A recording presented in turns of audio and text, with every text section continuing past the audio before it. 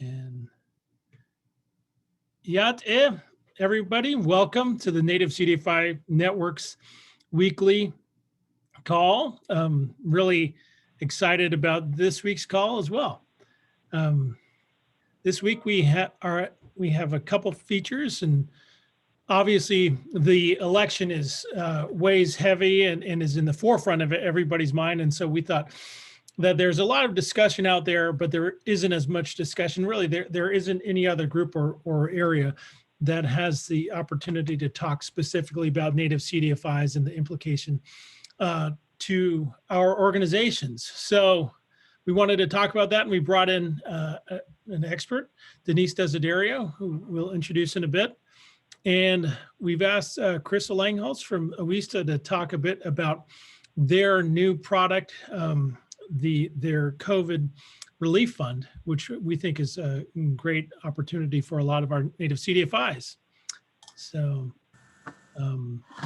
with that, I'd like to get started and just remind everybody the purpose. We're here to share with each other, to learn from each other, and to connect, because as every Native CDFIs are spread out over 27 different states, our members are moving forward, working on the same problems and tackling the same issues. And so we want you to know that we're all here and working together. So thanks everybody for what you do.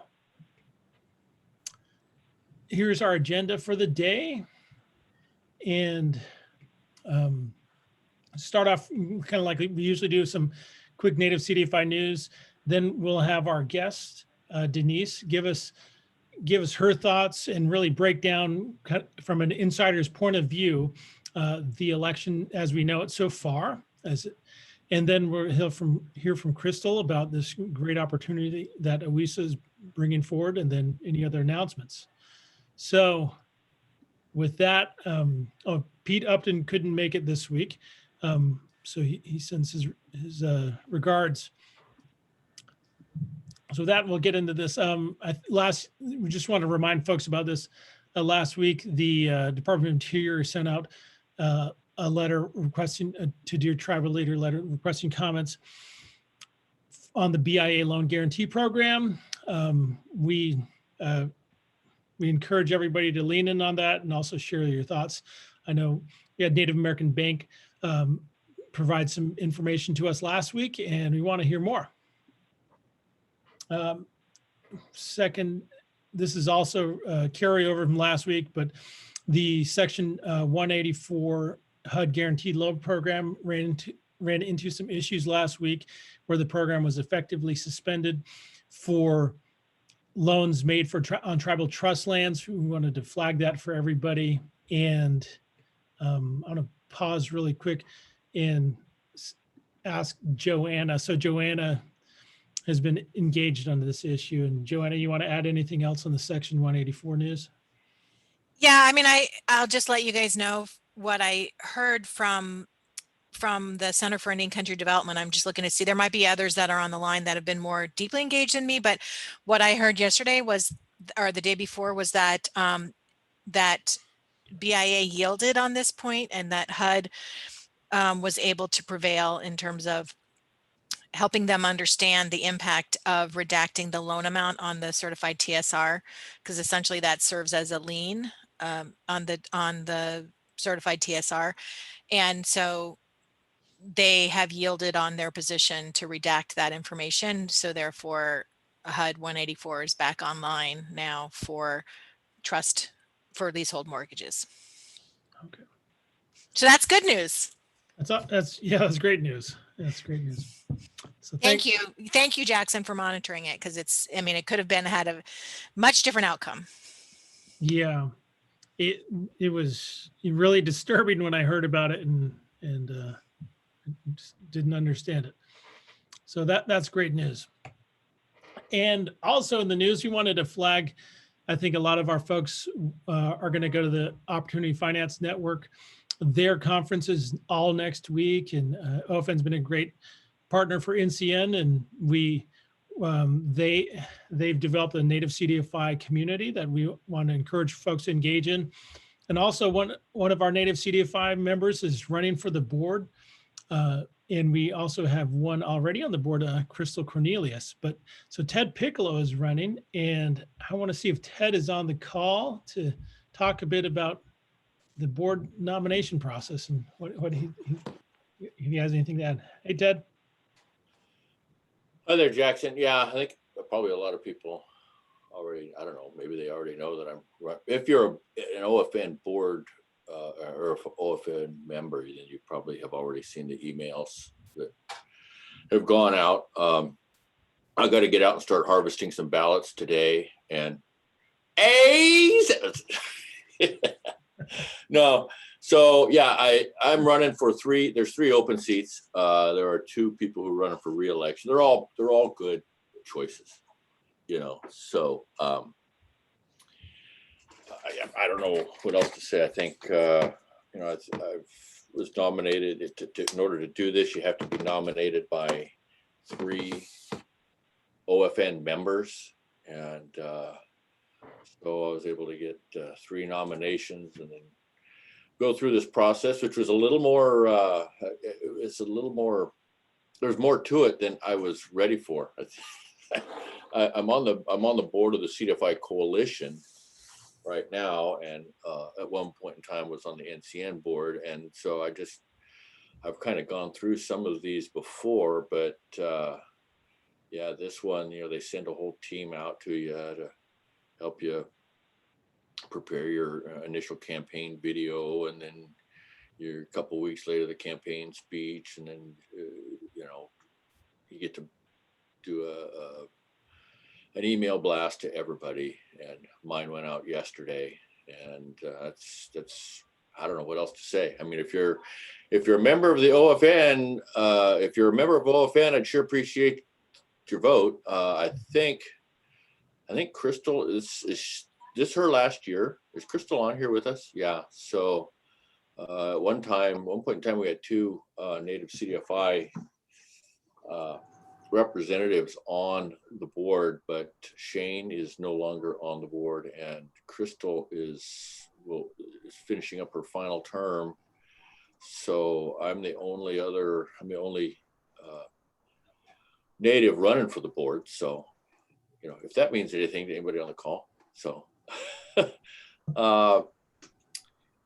I think that's it. I would sure appreciate your vote. I think I like OFN, love OFN actually.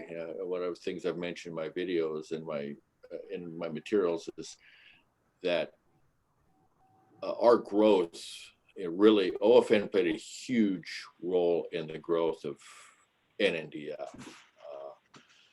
Early on, there was no place for somebody like me when I was starting this organization to learn about what we were doing, other than OESTA.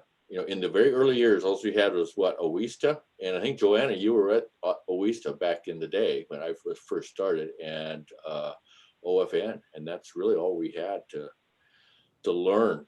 And now we've got NCN there, so. But OFN played a pivotal role in the community.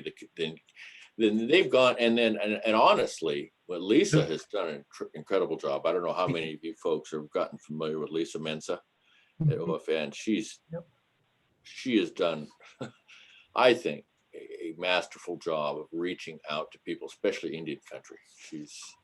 She's really, really good. I really appreciate what Lisa has done, and where OFN has kind of gone under her leadership. Anyway, that's it. I'm done. Move on. Thanks, Ed. And so the elections are on November 11th. Do you know, is there a time or how is that going to work? Just to remind our folks so that they remember about it. There will be a membership meeting on that day, and I don't remember when it is. It's going to be, one of those things where you're in the video. Mm-hmm. The video conference calls, kind of like when NCN did their the breakout rooms. Yeah, and I don't understand that stuff. No, I don't know how it's going to roll until it actually rolls. Like when you guys did your thing and broke us up and just kind of took us along and pushed. It felt like I was back in basic training, you know, and you guys just kind of all pushed us into okay, you're going to this room now, and all of a sudden you're in the room. I think it'll be kind of like that. You'll be, if you're an OFN member, you'll go into a voting room. In the past, they always went to the big conference room, and they also had OFN, you know, the workshops going on, you know, around the hotel. I don't know how they're going to do it this time, but you do it online, and Seth sent out an email. You can go to Seth at OFN on his website, or if someone wants to shoot me an email, I can put them in touch with Seth to get a ballot. So, okay. Well, thanks, Ted. We definitely support and wishing you the best of luck. And Crystal popped in the chat, I think something that's very useful and great to know, that it's free. The conference is free this year. oh yeah, guys. And so there's a yeah. code, and if you've paid already, you can still get a refund. That's awesome. Oh yeah, in my campaign video, Jonelle makes an appearance. So you go to Ted's campaign video, there's Jonelle. Yay. Hey, awesome. All right, thanks. One more thing to flag for next week. Tuesday, Tawny Brunch from the Lakota Funds, myself, and a couple others are going to join the Federal Reserve's Center for Indian Country Development at NCAI's conference. So Tuesday at 4 p.m. Central, 5 p.m. Eastern, we're going to talk about the Community Reinvestment Act as the Federal Reserve, I guess, does their approach to modernizing the CRA.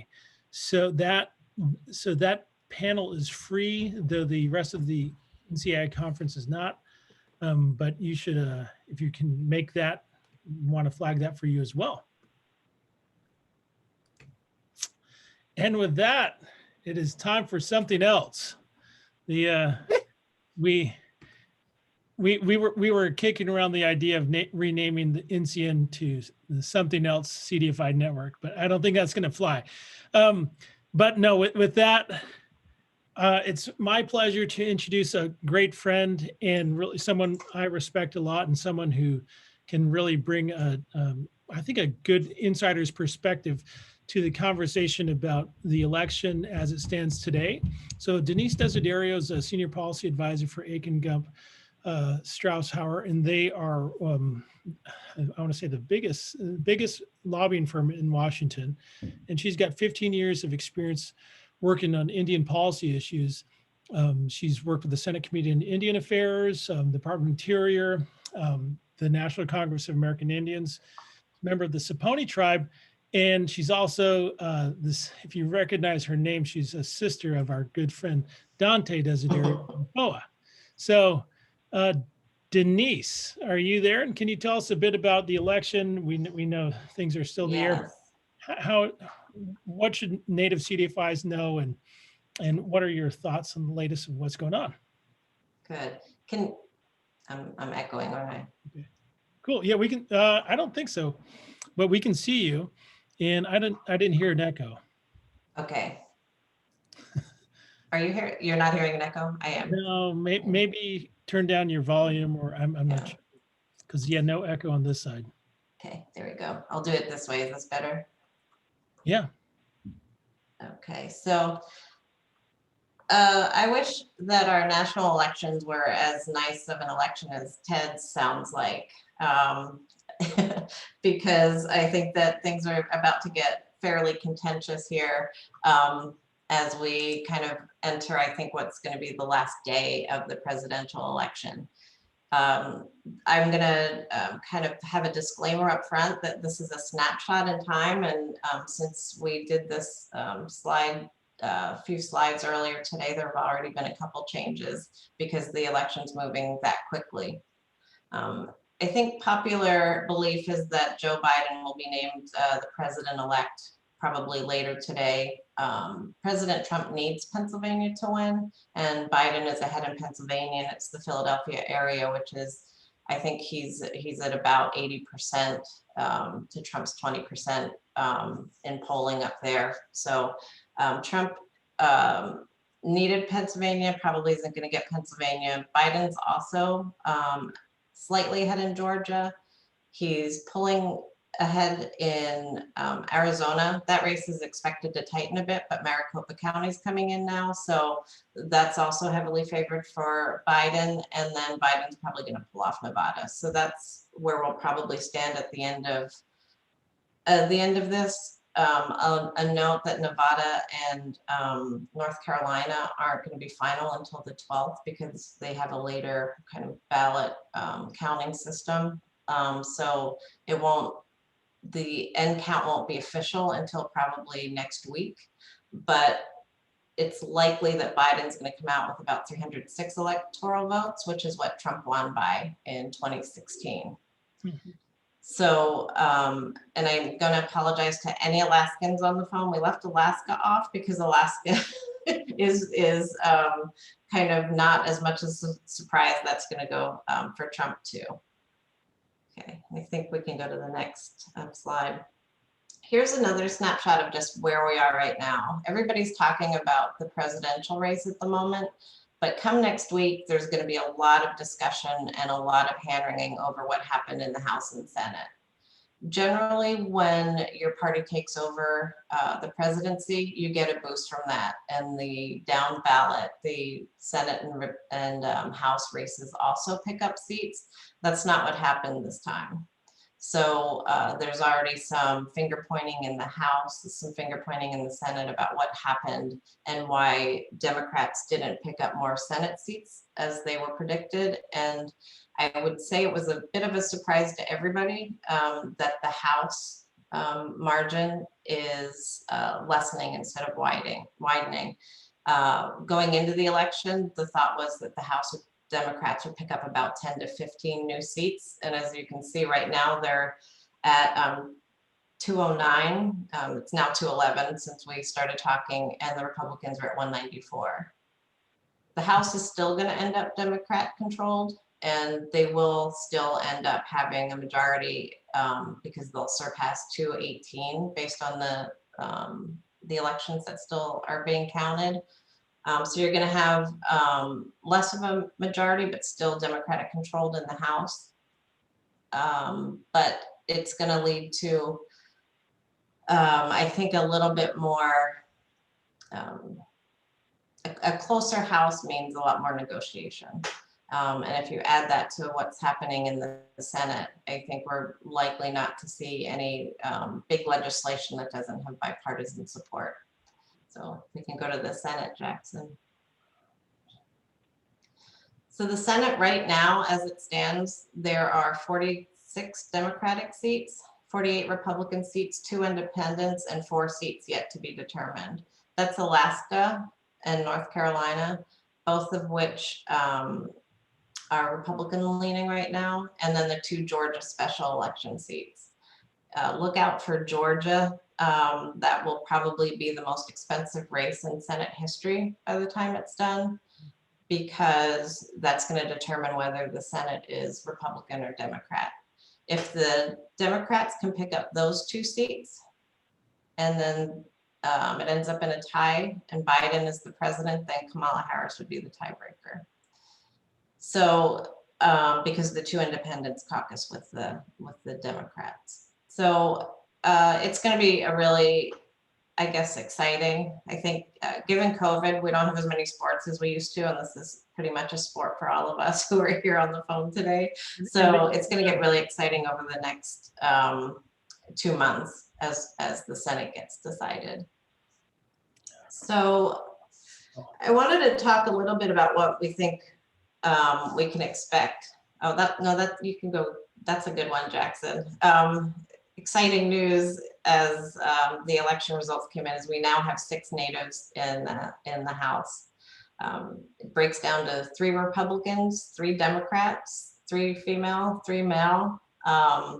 We've got 2 from New Mexico, 2 from Oklahoma, 1 from Kansas, and 1 from Hawaii. So I think that's it was kind of unimaginable, I think, for most of us until Deb Haaland and Sharice Davids got elected last time that we would have, and they joined Congressman Cole and Congressman Mullen, that we're now kind of doubling every 2 years, which is a really nice place to be for Native representation in Congress. Yeah. I want to talk a little bit about, and Jackson, tell me if I get out of order here. I wanted to talk a little bit about what to expect during the lame duck. Okay. There are a few pieces of legislation that are must pass.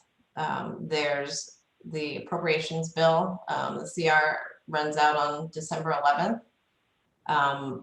What we're hearing is that there's going to be a cromnibus. Start looking for appropriations bills out of the Senate next week.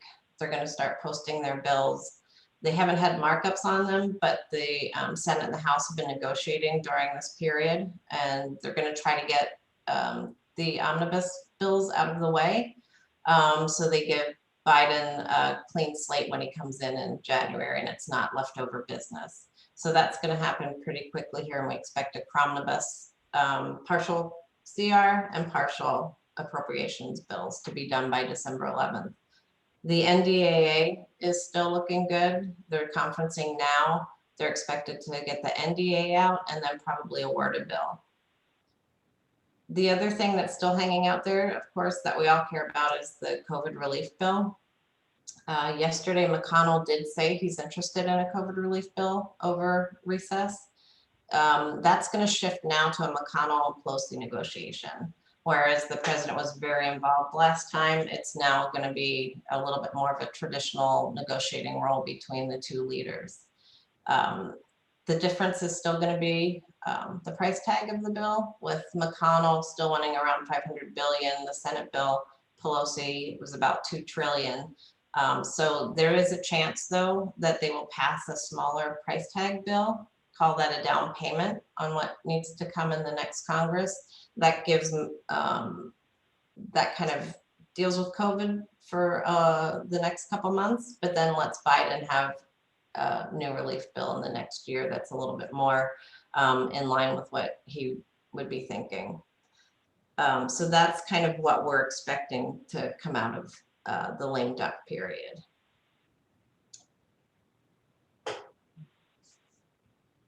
And then, yeah, can you tell us a bit about, so the Treasury is the federal agency that Native CD5s work with most directly. And so we're interested in, what your thoughts. Do you have any thoughts about who could be running the Treasury?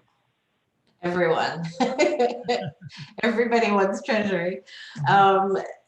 You know, this is a pretty substantial list. I think what I will say, two things, I guess, about Treasury. One is that I know there's a lot of interest in having kind of an Indian desk at Treasury next year. I think that's incredibly encouraging. And I think if Treasury wants to kind of have a little bit more of a expertise, I think this is coming out of the coronavirus relief fund, that they've realized that they did not have the expertise probably necessary in order to make the right disbursements to Indian country. So I think that's exciting. One of my cautions on the list of secretarial possibilities is that it always seems like a lot of times these names are floated by the people who are on the list because they want to be considered. There's a lot of interest in Treasury.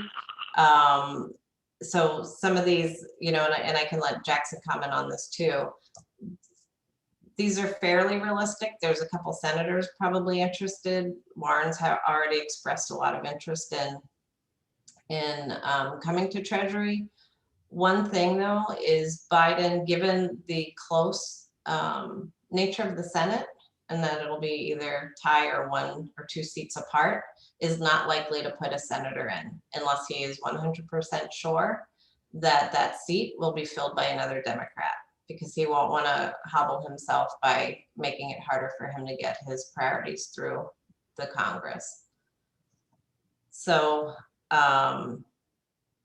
I will pause right here. We have a question in the chat, Denise, from Dave Castillo, and Dave runs the CDFI out in Tempe, Arizona. It's called Native Community Capital. He wanted to know which of these secretary possibilities has a good chance of getting by Mitch McConnell, who said that he'd block a lot of folks. Yeah, that's actually a really good question. On the nominations, I think there are a couple nominations. I'm going to answer it, but I'm going to backtrack just a tad bit. I know we've heard a lot about McConnell blocking confirmations that he's not happy with. McConnell and Biden worked together fairly well when they were both in the Senate. That's not to say that things are going to be kumbaya, because they're not. I wouldn't read too much into it as far as them working together on everything, but there are some really important things that I think they'll need to work on together. The first couple nominations, State Department, Attorney General, Treasury. I'm thinking there was one more I was thinking is going to be kind of critical, but those early nominations are also the ones that are more moderate. So Biden's not going to throw in somebody that that the Senate is going to think is too left-leaning on those positions. There seems to be agreement that they will probably, they're the early nominations, they'll probably be the most moderate, and McConnell wants to be seen as somebody who's not a roadblock like he was with Obama. We'll see how long the honeymoon period lasts, but it will probably last through the first couple nominations. So out of those, I mean, it's really kind of hard to say right now.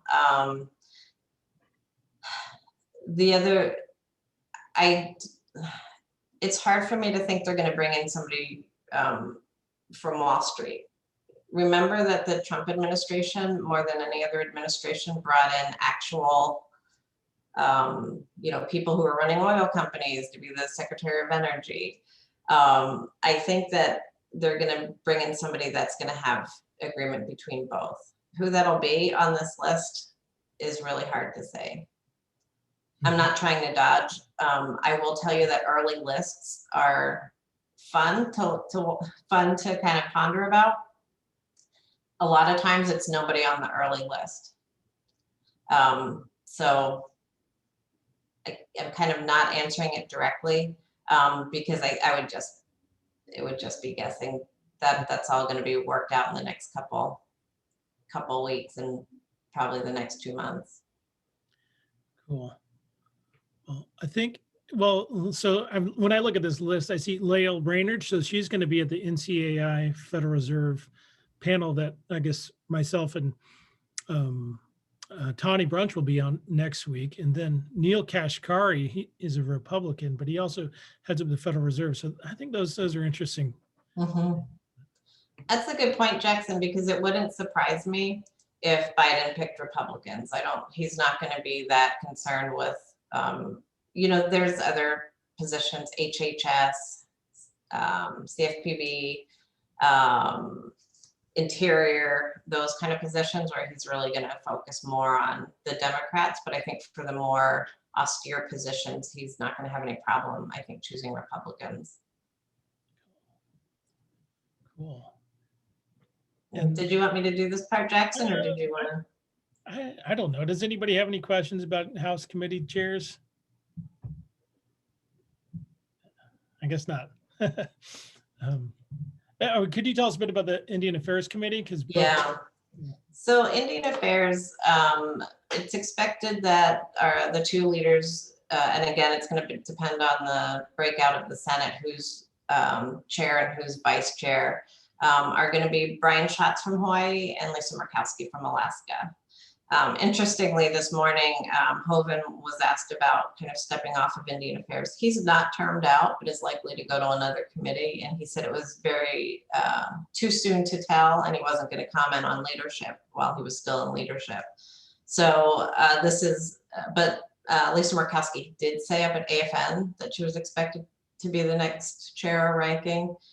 She's been doing outreach to tribes, as has Schatz for the past year, because he's been known to be the front runner for the chair of Indian Affairs. Couple things to, I think about when it comes to Indian Affairs is they're going to have a big role early on in the budget. Right, so the first budget after a new president's term is due pretty quickly. So Biden takes over in January 20th. He's got to do a state of the nation. They have to have the budget out in the next few weeks. So that budget that goes up to the House and the Senate and the first budget of a presidential term is usually pretty light. It's great to get something in there, but they usually take the last budget and it's a bit more streamlined. So it gives a lot of opportunity, I think, for advocacy on the appropriations that you're interested in, without having to compete with the president's priorities in the first year. Early on, the confirmation hearings are going to take up a lot of space. So you're going to have the Indian Affairs Committee doing the Secretary of Interior, the Indian Health Service Director, the Commissioner of ANA, and when it comes up for term, the NIGC Chair. So we expect that to be between appropriations, organization, which isn't going to happen until the end of February probably, and then they'll have to do budget, the appropriations hearings, some confirmation hearings, and that's going to be the first part of their agenda. Murkowski is likely to focus on public safety, economic development, health issues and Indian Health Service. She'd like to reform IHS's role a little bit. That's what we expect her to focus on during her tenure if she's chair. Senator Schatz also has been very involved in economic development, broadband. I think between the two of them, they have a really good stable of experience to draw from. They get along incredibly well. Their offices get along incredibly well. That bodes well for getting legislation through. Oh, sorry. And before I go on to that, I wanted to just mention Jackson, the Secretary of Interior, because that's one of the roles that has a lot of impact too. The three names that are being floated right now for Secretary of Interior are Deb Haaland, Senator Udall, and Senator Heinrich. So all three from New Mexico, interestingly enough. Senator Udall is said to be the front runner right now. He's retiring. So again, Senator Heinrich probably had a better chance if the Senate had picked up the number of seats that they were expected to, but they may not want to pull him out of the Senate. If it is Senator Heinrich and it's not Deb Haaland, she's expected to potentially run for Senate, run for his Senate seat. But all three are up for it. They're the names that everybody's hearing. Doesn't mean it'll be any of those, but Senator Udall is likely. And also on Indian Affairs, the McSally seat, the senator from Arizona, that race was called earlier today for Mark Kelly, who's going to be the new senator from Arizona. He'll get sworn in probably around November 3rd because he was elected to the seat that was vacated by Senator McCain. So there'll be a new seat on Indian Affairs on the Republican side. On the Democratic side, given that they actually are probably going to pick up a seat or two, there's probably going to be 2 seats open. There was 1 seat available in this session that nobody got seated in, and then they'll probably pick up a 2nd seat. Expect those seats to go to Ben Ray Lujan of New Mexico, and potentially Mark Kelly from Arizona, because both states always have a prominent role on the committee, and with Udall retiring, there won't, and McSally losing, there wouldn't be a senator from either of those states on the committee. All right, cool. We went over some of this a couple weeks ago, or last week, I think. So I don't know. Do you have any, I guess, comments on, as it looks likely that Biden will win the presidency? Any comments on the policy document that his team put together? Yeah, I think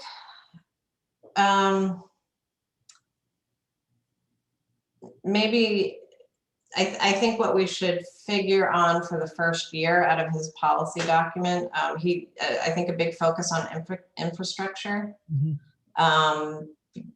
they're gonna have to, because of the breakout of the Senate, I think they're gonna find a lot of commonality in those large bills that are bipartisan.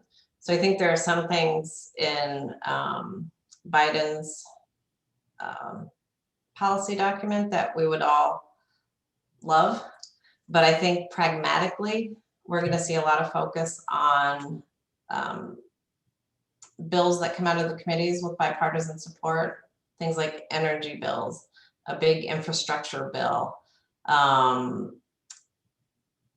anything that's a little bit, so let's just say there's not going to be any Green Deal. You know, given how tight the House is and how tight the Senate is, anything that isn't pretty much a moderate agenda likely won't be getting through. We expect that there's going to be some tax, some hope for a tax bill. I think there's going to be, there's a few folks that I work with who said there are about 30 tax provisions they think they're going to try to get done in lame duck. If not, it'll be retroactive, the tax extenders, when they come in next year. But other than that, I think there's going to be, COVID relief is going to take up all the time. Appropriations is going to take up a ton of time. McConnell's still going to be working on judges, but at a much slower pace than he has been. And all of those things eat up a lot of time. I think really, if we're being realistic, Biden's going to come in. They're already working on a plan for COVID relief. They're working on a plan for vaccinations. And that's going to take up pretty much the first year. And then I hate to actually utter these words today, given the state of the election, but after the first year, politics are going to start all over again with everybody thinking about who's up in 2022. So we have about a year to get a lot done. Okay, and then before with that, I think I'd like to open up for some questions. And I want to see if Dave Castillo had a question about the CR, and then I'll just hand it. Dave, you want to ask your question directly? He might be on mute, but so Dave's question is, when's the CR end? And when's it end? And any increased appropriations for the CDFI fund in the, I guess it ends on December 11th. And there was some talk earlier that might be a short-term extension, but we're looking at a year long now. So that's why they want to do a omnibus, do as many appropriations bills as they can agree on, and then extend anything they can agree on to a CR out until September 30th of next year. So unlikely that we'd see any increase in the CDFI fund appropriations using that vehicle.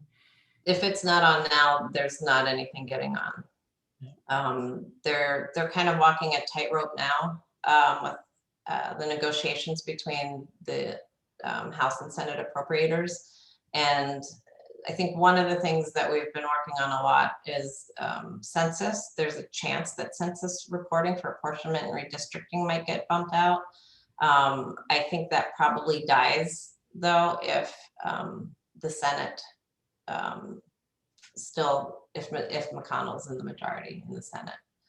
I think, and I think I see Joanna's question about the COVID. The down payment bill. We expect that it would get extended out. We expect that there would be more flexibility in use of funds if COVID relief does happen in lame duck. Those are kind of the two things that everybody's been talking about. Those are things that Pelosi's committed to. And we hope that there'll be more funding. I know that she has 100% committed that if state and local governments get funding, tribes will get funding too, and that it would come with the extensions. The problem is that we don't know when that'll happen. If the lame duck's going to go really fast and there's not a ton of time. So if it falls apart like it has been, then you're stuck trying to spend money that you may not be able to spend out by December 30th. So it's really unfortunate.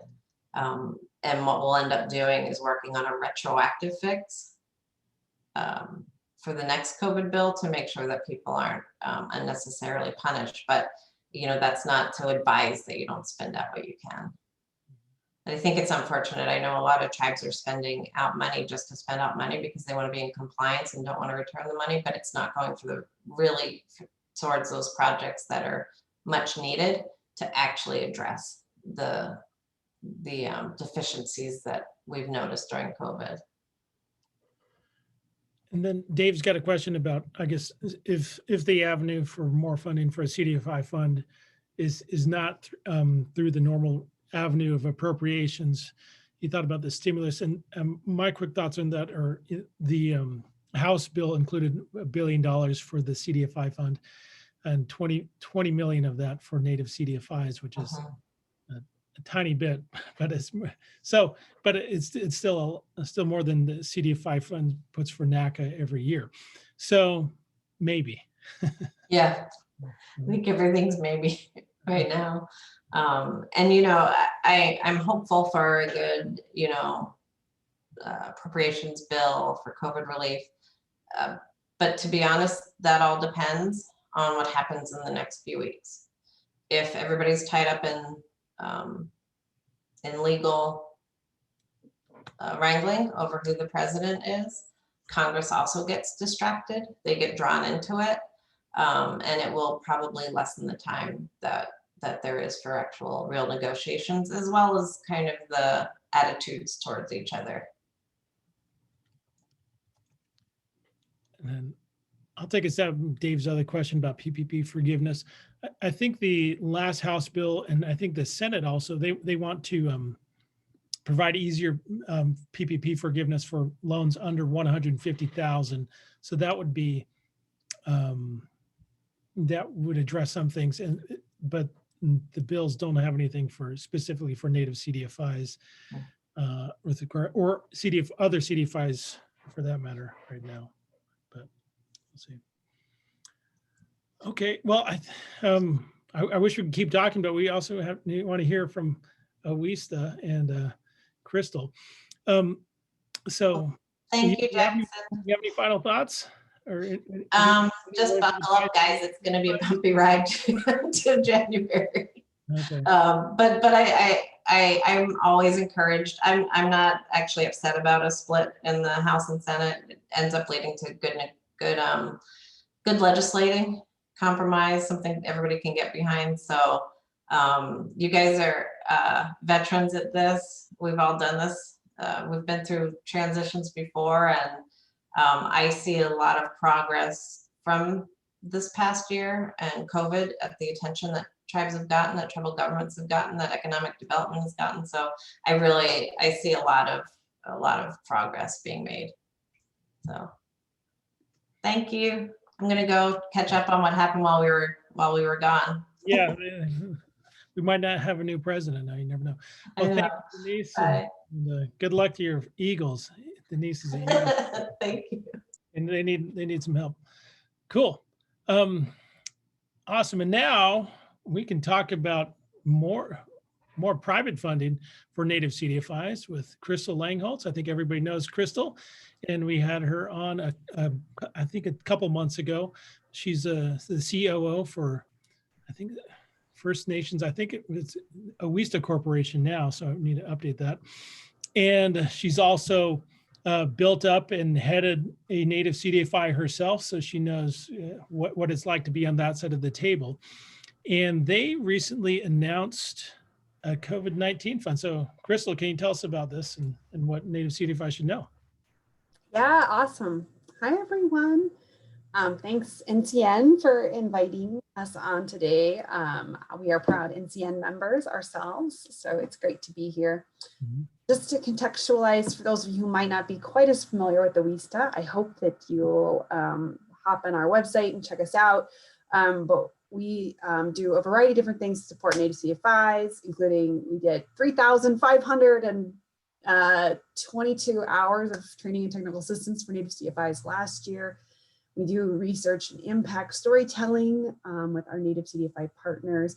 And we also provide capital. So that is in the form of REAP grants. So we're on track to do about $2 million in re-granting funding this year through various COVID-19 recovery and response work that we're doing, as well as our general work with Native CDFIs.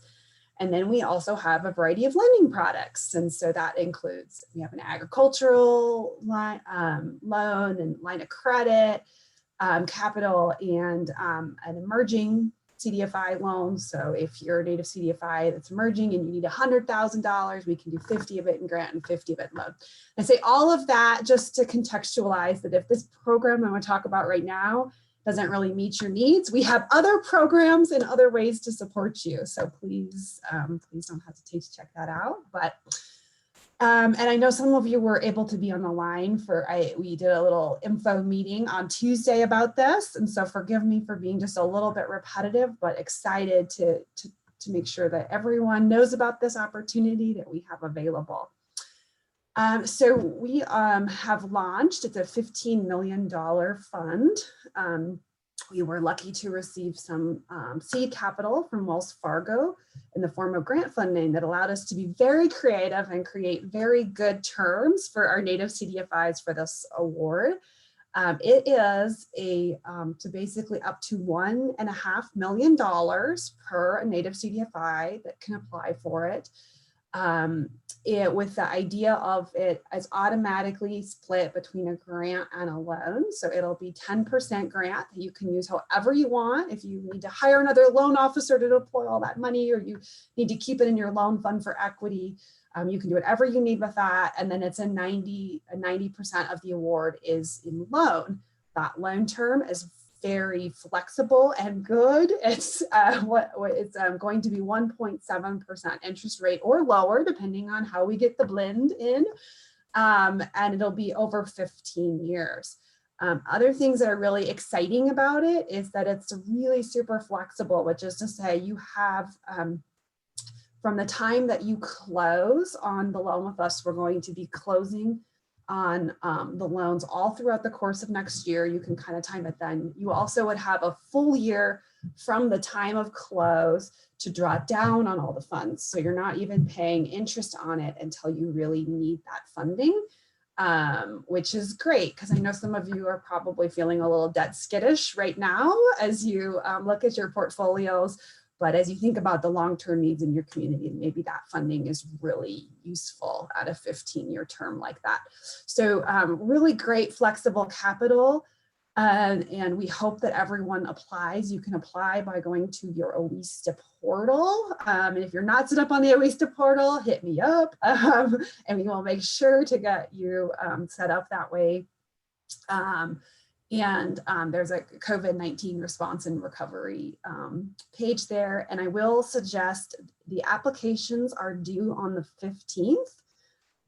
And we try really hard to keep our applications trim. This is not that application. This is a little bit more intense, and because it is a loan. So there's a lot of document dropping and gathering documents and stuff like that. And so I would suggest popping in there in the next day or two and kind of seeing what you all need for that application, so that you can have it complete by the 15th.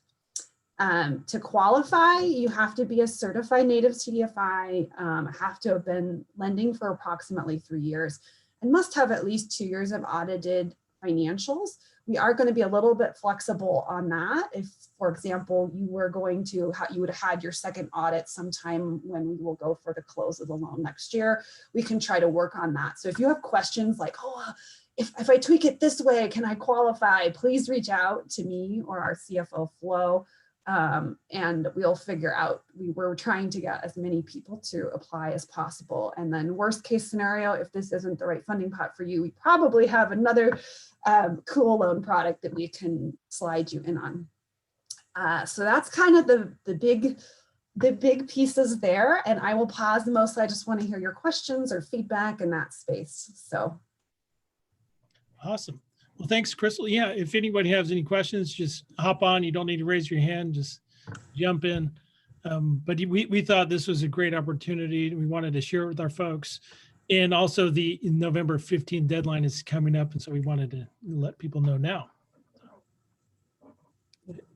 I also want to just express my gratitude to this fund, the terms of it, and the flexibility with it was really in thought partnership with our current capital pool members, after whom we sort of modeled this this fund. And it was also in partnership with our housing advisory board. And so as we were thinking about terms that might be more supportive of housing needs with our native CDFIs, these were some of the capital needs that they expressed early in our housing advisory board process. So I know we have several of those members on the call today. I just want to send a shout out. Thank you for being our thought partners on how to meet your needs.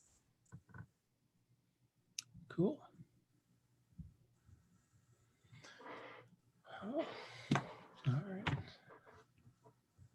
Well, I think maybe you had a lot of the questions already we answered on Tuesday, so you took care of it. Well, but don't hesitate to reach out if you have additional ones. And I'll just assume I was super clear and concise. Cool. Awesome. Well, thanks, Crystal. And as always, if you have other announcements, please send them our way and we'll get them out there. Cool. All right. And then just bringing us announcements. So we're getting to the end of our show. Does anyone have any announcements they want to share aside from everybody? We need to vote next week if you're a member of OFN on the 11th for Ted. Yeah. Looks like we got one in the chat. There's Crystal's information there. Want to remind everybody about the registration code for the OFN conference. Should be able to go there free if you're native CDFI. Jackson, I always have an announcement. This is Joanna. Yeah. I always have something to add. I'll just quickly say that as we were talking about at the top of this call before folks got on, that President Harold Frazier from the Cheyenne River Sioux Tribe introduced a resolution to NCAI that's going to be considered next week by the NCAI membership, because NCAI's annual session is next week. And it was a resolution that would urges Congress to allocate $50 million under ag appropriations under the existing 502 direct home loan grant program to extend the 502 relending demonstration that's happening in South Dakota, to make it permanent and to extend it to all Native communities in across the country. And so NCAI is considering that resolution. So if anyone has tribal leaders who are part of the Economic Development Committee or the Housing Subcommittee, you might want to flag it for them. And I can put it's resolution.